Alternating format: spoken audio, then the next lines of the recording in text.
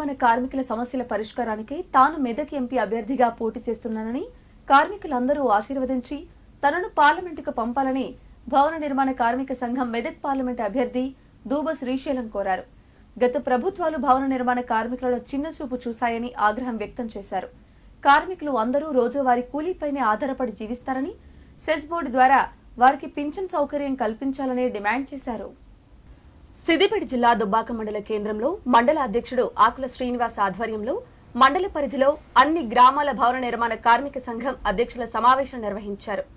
సమావేశానికి ముఖ్య అతిథిగా దూబ శ్రీశైలం హాజరై మాట్లాడారు. భవన నిర్మాణ కార్మికులను గత ప్రభుత్వాలు చిన్నచూపు చూశాయన్నారు. ఎండనక వాననక కష్టపడే భవన నిర్మాణ కార్మికులు తమ హక్కులు సాధించుకోవటానికి తనని జిల్లా కార్మికులంతా ఏకగ్రీవంగా తీర్మానించి పోటీకి నిలబెట్టాలని ఆయన పేర్కొన్నారు. కార్మికులకు 10 లక్షల బీమా కల్పించాలని, లేబర్ కార్డు కలిగిన ప్రతి కార్మికునికి కార్పొరేట్ ఆసుపత్రులలో ఉచితంగా వైద్యం అందించాలని ఆయన డిమాండ్ చేశారు. 5 సంవత్సరాలకోసారి లేబర్ కార్డు రెన్యువల్ చేసుకునే విధానాన్ని స్వస్తి పలికి జీవిత కాలం పాటు చెల్లుబాటు అయ్యే విధంగా చర్యలు తీసుకోవాలని ఆయన కోరారు. ఈ సమస్యలపై గత ప్రభుత్వాలు నిమ్మకు నీరెత్తినట్టు వ్యవహరించాయని, అందుకోసమే ఈ ఎన్నికల్లో తాను పోటీ చేసి గెలిచి పార్లమెంట్లో పోరాటం చేస్తామని స్పష్టం చేశారు.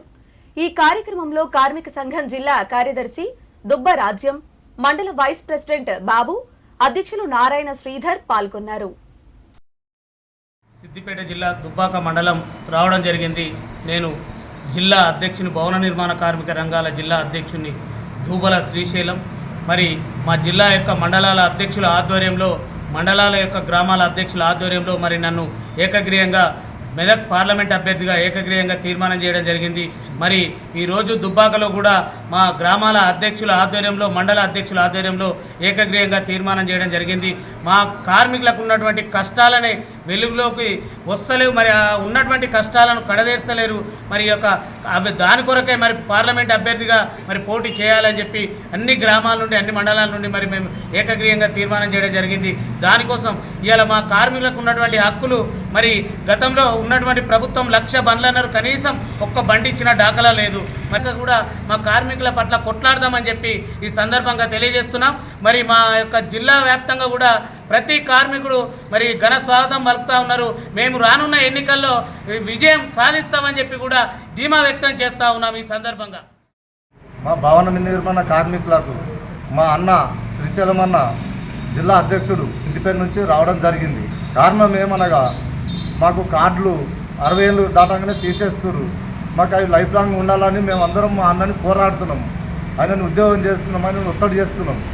కాబట్టి ఆయన ముందుకు సాగదోలుతున్నాం.